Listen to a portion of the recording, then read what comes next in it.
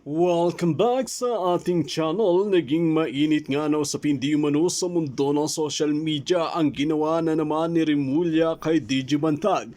Tila sinampahan na naman ito ng panibagong kaso, kaya naman binaltahan agad ito ni Attorney Salvador Panelo at pinamuka kay Remulla na ito na talagang wala nang magagawa sila Remulla tungkol di umano sa kaso ni DJ Bantag. Makikita nga natin mga kaibigan na tila dismayado na rin ang pamilya Persilapid dahil sa kagagawan ni Remulla at Abalos na ito na pinagdidiinan di umano si DJ Bantag na hindi naman talaga di umano siya ang pumaslang kay Persilapid. Kaya dito natin makikita na namumulat na nga ang mata ng maraming netizen at hindi na naniniwala sa kredibilidad ni Boying Remulla at ni Abalos na ito. Kaya naman hindi nakapagpigil ng maraming netizen at nagbigay komento na tumigil na itong si Remulla sa paninira kay DJ Bantag dahil nga tinapon na ng Korte Suprema ang mga ebidensya na pinasa. Ang mga testigo ay sumuko na rin dahil nga naman ang mga testigong ito ay nabayaran lamang, kaya hinain din sila ng kanilang konsensya. Kaya ngayon nga ay may panibagong kinaso na naman itong si Remulla na ito na binaltahan nga ni Attorney Salvador Panelo at talagang pinapahiya na nga ito sa harapan ng kamera. Dito natin makikita na talagang ang mga batikan na attorney ay talagang pinagtatanggol itong si DJ Bantag dahil alam nila na wala itong kasalanan sa batas ng Pilipinas. Kaya sakto lamang na hindi nga ito nagpakita dahil may matindi pa palang plano itong si Remulla na ito at ang kanyang kampon. Well mga kaibigan, para nga sa karagdagang impormasyon, panoorin nga natin ang buong video. At kung bago ka lamang sa aking channel, huwag kalimutan i-click ang subscribe button at notification bell para lagi kang updated sa ating mga bagong video. At para sa sulit viewers natin dyan, maraming salamat sa walang sawang pagsuporta. Sabi natin mga kaibigan na itong mga makabayan block, namely, itong sila Franz, itong sila Brosas, tsaka itong si Raul, no? Si Raul ay talagang mga kaibigan, tinitira talaga nila si Vice President Sara Duterte. Well, binanatan din sila ni Attorney Panelo. Di ba? Binanatan din sila ni Attorney Panelo. Ito po pakinggan po natin guys. Ito po.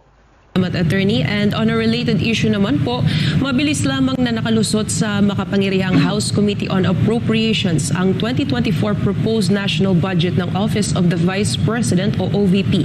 Mismong si Vice President Sara Duterte ang nagdepensa sa proposed budget ng kanyang tanggapan sa susunod na taon. Pagkatapos ng kanyang opening speech ay ipinesenta ng OVP attorney ang isang audio-visual presentation para ipaliwanag kung saan gagamitin ang 2024 budget ng tanggapan. Nang matapos ang AVP ay agad na nagmosyon si Senior Deputy Majority Leader Sandro Marcos na i-terminate at aprubahan agad ng komite ang proposed funding ng OVP bilang courtesy sa ikalawang Pangulo ng Bansa. 21 na mambabatas na miyembro ng komite ang pumabor sa mosyon, kaya mabilis na naaprubahan ang panukalang pondo. Nasa 2.385 billion pesos ang 2024 proposed budget ng OVP attorney, mas malaki ng kaunti sa 2.3 billion peso budget nito ngayong taon. Kaugnay nito, ano po ang inyong reaksyon sa pagtuligsa ng makakaliwang kongresista sa mismong pagpupulong? Yun naman mga nagdat sa kaliwang mga party list. Wala namang nakitang maganda yan. Kaya yung pag-aproba ng unanimously 21 committee sa plenary session, sila ang ibig sabihin na dahil pinaliwanag niya, nagkaroon ng audio-visual presentation kung saan gagamitin, talaga naman kailangan ng departamento sa ilalim ng pamamahala Vice Presidente at Secretary of Education Inday Sara, yung ganyang pondo upang mabigyan ng proteksyon ang mga kabataan natin at upang magkaroon pa ng programa na tungo, layunin palagi na para sa ating mga kabataan. Kaya okay na okay. Okay, maraming salamat, Attorney. Samantala, ano po ang inyong reaksyon sa courtesy resignation? So mga kaibigan, no, meron lang tayong ano, no, panoorin na natin to guys, ha? Isingit lang natin to mga kaibigan. Ito ha, panoorin nyo po, para ano to guys patungkol po dun sa nangyari, no. Kasi ang sarap panoorin yung paminsan-minsan guys, makakita ka ng ano, mga makaliwa na kumbaga binutatapo mga kaibigan, no. Medyo ano parang relieve nare-relieve tayo, no, parang satisfying panoorin yung mga Makabayan Black na paminsan-minsan, no, binubutata, no, talagang binabanatan. Kasi nga, wala silang ginawa guys kung di siraan ang Duterte, siraan si VP Sara Duterte. Dahil po guys, inggit na sila guys Hindi na nila matanggap Hindi nila matanggap na si VP Sara po guys, 3 po ang hawak niya. Hindi lang siya Vice President. Siya ay isang Secretary DepEd, no? DepEd ng Secretary of Department of Education. Tapos sa LCAC pa. 3 pong hawak niya mga kaibigan. At ito kaya pala sila galit na galit guys. Ito. Dahil ang NTF LCAC ang education po guys, ang Department of Education, 'di ba may confidential fund? Tapos ang OBP guys, may confidential fund din. Dalawa pala ang confidential fund po ni VP Sara guys. Kaya lalo silang umiinit, no? Lalong uminit yung mga ulo nila. Kasi wala sila Si VP Sara, 2 ang kanyang confidential funds. Ganun po siya kasi magaling talaga siya guys Deserve niya yun Deserve niya na magkaroon ng ganung budget kasi nga masipag siya guys. Masipag siya na opisyal ng gobyerno. Ang dami niyang hawak. Nakakabilib nga First time natin makakita ng ganun. Isang Vice President, mga kaibigan, talagang working Vice President. Okay, meron lang tayong clarification, no? Kasi nga, ang dami kasing bumabatikos ngayon mga kaibigan, di ba? Bakit daw napakabilis? Di ba? Bakit daw napakabilis yung napakabilis yung transition or kumbaga yung pagpasa ng budget ng OVP. Sir Foodie, for a change, banatan din natin ang mga Makabayan Black Party List. Yes! Dapat talaga banatan natin sila. Yan ang gusto ko, banatan sila. Wala naman talaga silang kwenta. Sabi nga natin ng Panelo, di ba? Sadyang ganun talaga sila mapanira sa administrasyon, mapanira sa Dutertes. Kasi nga galit sila sa mga Duterte, itong Makabayan Black. Matagal na yan Matagal na nahidwaan yan yung matagal na hard feelings yan na hindi nila mailabas-labas yung panahon ni Duterte. Ngayon, ang kalaban naman nila ngayon mga kaibigan, si VP Sara. Alright mga kaibigan, ito bago natin i-play yung pinakamagandang video sa balat ng lupa. Ito pala guys, no, itong nangyari dyan ikwento ko lang sa inyo para meron po tayong knowledge, no? Meron tayong reference. Ang talagang totoong nangyari dyan guys, di ba, ang bilis po ng pag-approve ng OVP budget, di ba? Ang bilis Wala pa siguro 10 minutes yun, approve na kaagad, tapos hindi na nasundan, di ba? Kasi mga kaibigan, sa tingin ko, a few minutes lang guys, meron pa kasing kasunod na hearing yun. Yun na yung Department of Education. Doon na humarap si Sara. Kaya siguro tinigil na, kumbaga, binigyan siya ng courtesy call doon sa OVP hearing. Kasi nga, meron pang kasunod guys Magkasunod kasi yun after ng OVP, Department of Education, deliberation ng budget. Yung deliberation ng budget ng Department of Education, mga kaibigan, umabot po siya ng 6 hours. Ganun kahaba yung budget hearing na yun, guys. Kaya siguro, syempre, nagbigay pugay na lang sila, no? Nagbigay respeto sila kay Vice President Sara Duterte. Dahil nga, Vice President yan Pangalawang napaka-highest position yan sa Pilipinas. So, ganun po ang nangyari.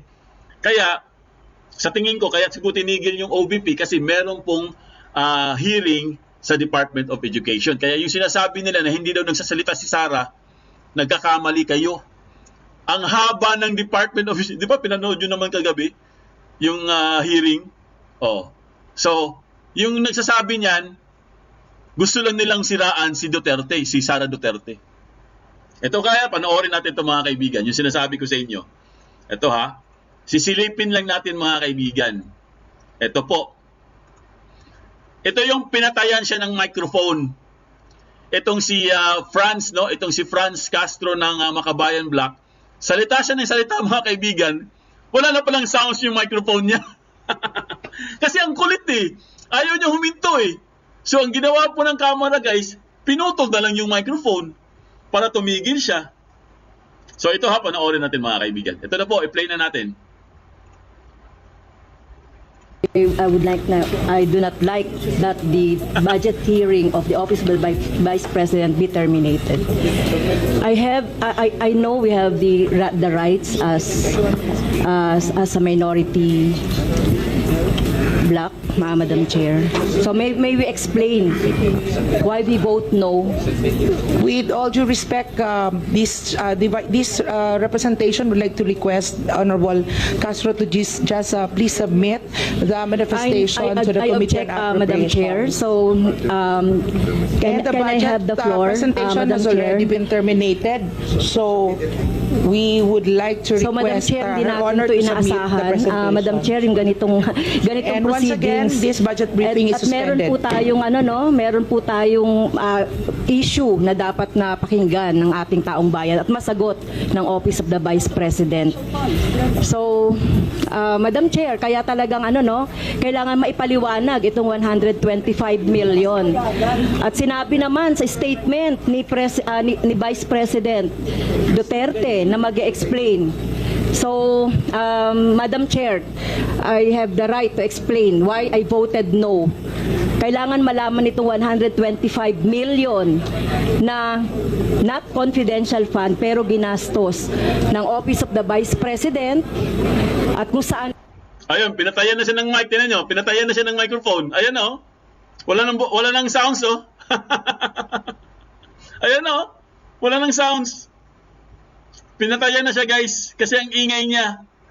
Ayaw niyang sumunod sa proseso. Oh, tingnan mo, nag-walk out na sila. Nakita nyo? Nag-walk out na sila isa-isa. Iniwan po siya mga kaibigan. Kasi salita siya ng salita eh. Meron ka tayong tinatawag na proseso eh. Yan talaga ang proceedings mga kaibigan sa Kamara. Pag sinabing terminate, wala na, tapos na. Kasi nga may susunod pa na hearing. Doon na lang kayo magtanong. Kasi nga, kasama naman si VP Sara sa susunod eh. Gusto mo magsalita ni Sara eh, sumusunod lang sila sa proceedings ng Kamara. Kasi pag sinabi guys, courtesy, magbigay pugay, tigil ka agad yan eh. Kasi nga guys, okay naman yung presentation ng OVP. Na-justify naman nila yung paggastos ng budget. Oh. Kaya tinigil na lang. Tapos meron pang sunod na hearing. Oh, sabi ko nga sa inyo, 6 hours yung sunod eh. 6 hours po nakaupo sila dun si VP Sara guys. Sa hearing na yan. Oh. Tapos maglilikramo po kayo, sasabihin nyo, hindi daw sumasagot si Sara. Anong ginagawa ni Sara dun sa kung hindi siya sumasagot? O, di ba? Kasama nga niya yung mga magagaling eh. Yung panel niya, gagaling nun. Di ba? Yung mga undersec niya, yung USEC niya, saka yung mga niya, ASEC niya, magagaling, mga expert talaga. Oh. Oo, napahiya talaga siya. Dapat lang talaga patayan ng kasi parang sirang plaka. O nga, parang paulit-ulit. Para bang, sa tingin ko parang may saltik na tong mga to. Ayaw tumigil eh. Para bang ang dating guys, hindi nila alam yung proseso. Na automatic yan eh. Sa Kamara, pag sinabing courtesy call, okay na, tapos na. Magbigay pugay, kumbaga, magbigay respeto sa Vice President of the Philippines. Kasi hindi kayo rumirespeto. Kaya kayo nagkaaganyan, kasi kayo, mga kawatan kasi kayo eh. Feeling nyo kasi, yung binibigay nyo na budget kay VP Sara, feeling nyo kasi, baka kawatan itong si Vice President Sara Duterte. Kumbaga, nag-assume sila mga kaibigan kasi gawain nila eh. Di ba? Gawain nila yan eh. Nangungulimbat sila, gawain nila yan. Kaya natatakot sila kay ano. Baka siguro feeling nila, ako, ang laki ng budget ni Vice President ah. Ang dami niyang pera. Siguro tumatakbo sa isip nila na baka may gagawin yung mga Duterte dito sa napakalaking budget. Pero hindi nila alam yun guys eh. Hindi nila mararamdaman yun eh. I mean, kasi ang umiiral po sa kanilang ulo, no, sa kanilang utak ay gaham sila sa kapangyarihan. Yun ang totoo diyan. Kaya ayaw nilang bigyan ng budget itong si Vice President Sara Duterte. Oo, pag naumbag kayo niyan, ewan ko lang. Di ba? Ito ha, tuloy natin mga kaibigan. Ito po ha, panoorin natin to guys.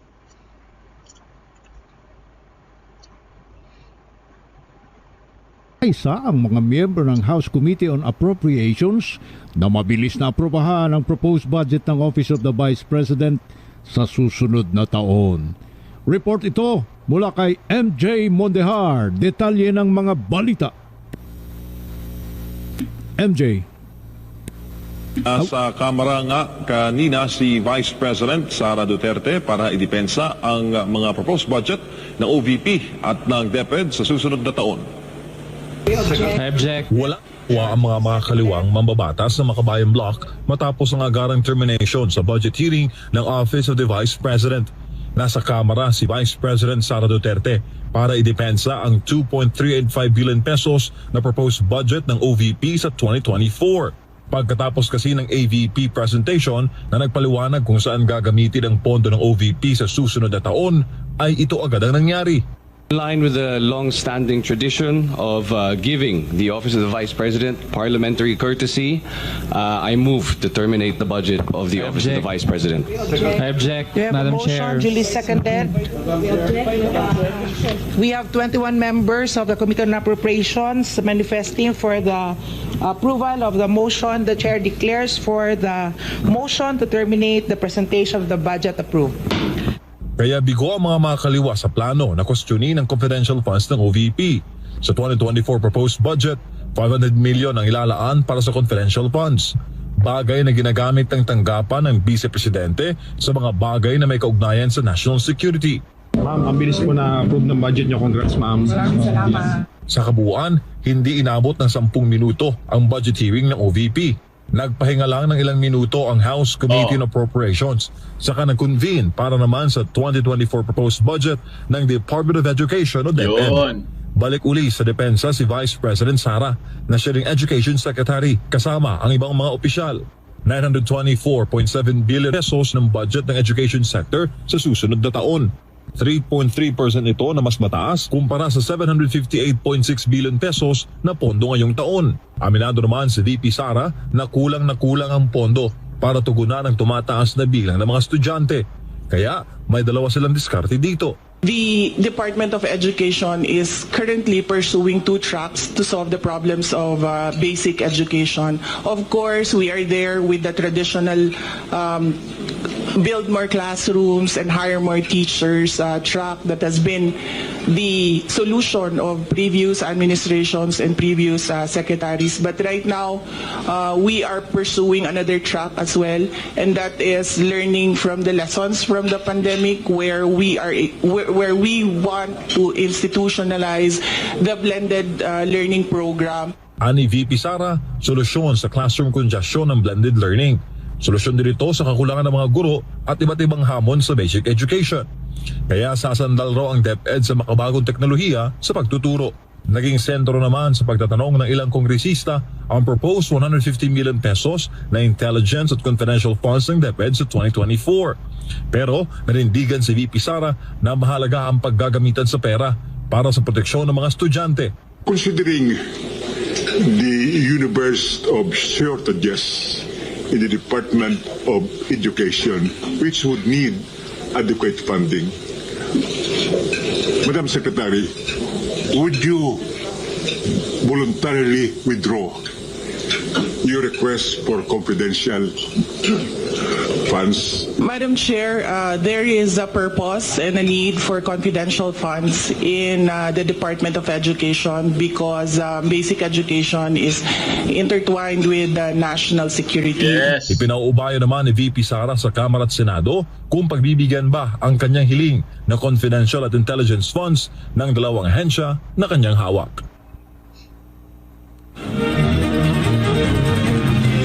Sa paglilinaw ng Office of the Vice President, matagal nang nakalatag ang mga programa, mga proyekto at mga activities na popondohan ng 125 million pesos na confidential funds at tiniyak rin ng OVP na walang irregularidad o anomalya sa paggasta nito. Nanawagan din ang Office of the Vice President sa Makabayan Block na ihinto na yung tinatawag na vilification o rapid vilification sa OVP at nilinaw na meron silang hawak na mga impormasyon o ebidensya para nga patunayan na walang mga anomalya sa paggastos nga sa pondo ng tanggapan. Mula dito sa Kamara para Ayun mga kaibigan, mega love shoutout kay Tia Mori, Japan 23. Ayan. Kumusta dyan sa Japan? Walang bagyo dyan, Tia Mori. Dito bumabagyo sa Pilipinas. Lolit Dumaraos, kumusta kayo? Sinex Don. Ayan. So, meron naman pala, kayo naman, ito naman kasi Makabayan Block, hindi kasi kayo nakakaintindi. Ang hirap nyo makaintindi. Para kayong, akala ko ba matatalino tong mga Makabayan Block na to? Ay, nako. Ayan po ang bagong patutsada ni Vice President Sara Duterte. Ito ha. Para sa inyo yan, mga Makabayan Block. Guys, basahin nyo guys, yun yung purpose. Yun yung purpose ng confidential funds. Yan ang purpose niya. Kasi ang point dito ni Sara guys, nag-intertwine daw yung education, nag-intertwine daw sa national security. Ibig sabihin ng intertwine guys, para siyang connected. Kasi ang education guys, or yung basic education, tsaka yung tawag dito, yung national security mga kaibigan, importante din yun eh. Kasi mga bata yan eh, na nire-recruit po, nire-recruit nitong mga makaliwa. Yan ang purpose dyan ni Vice President Sara Duterte guys. Yung confidential funds. Itong makaliwa, kaya ayaw nilang bigyan ng confidential funds si Sara. Kasi nga, malalaman ni Vice President Sara guys eh. Malalaman niya at matutukoy niya kung sino yung mga nangre-recruit ng mga maestra. Kasi hindi na, may mga teachers po guys, no, hindi naman lahat, no, na nangre-recruit sila. Yan yung hinahanap guys. Siyempre yan eh, mapupunta ka dun sa makaliwa, no, pag na-recruit ka, wala na. Kawawa yung mga magulang. Ayo, good evening Foodie Sir Foodie. Hello po sa inyong lahat. Ayo from Tokyo, Japan. Ayan, mga taga Tokyo, Japan. Mega love shoutout sa inyo dyan. Kaya ang sabi ni Sara guys, ni Vice President Sara Duterte, ang sabi niya, there is a purpose and a need for the confidential funds in the Department of Education because basic education is intertwined with national security. Ganun lang kasimple ang sinabi niya mga kaibigan na hindi nila maintindihan.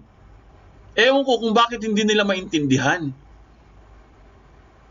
Ang purpose talaga, ang main contention talaga ng confidential fund para malaman po nila guys kung sino itong mga to na nanggugulo sa mga eskwelahan. Lalo-lalo na sa mga probinsya. Ngayon, kung hindi mo bibigyan ng budget yan, hahayaan na lang natin yung mga yan na manggugulo? Kasi kayo mga makaliwa, gawain nyo kasi yan. Kaya ayaw nyo. Kasi hindi na kayo makapag-recruit. Yan ang totoo dyan. Di ba? Tapos nabawasan din yung budget nyo. Dapat nga wala kayong budget eh. Hindi naman kayo nagtatrabaho.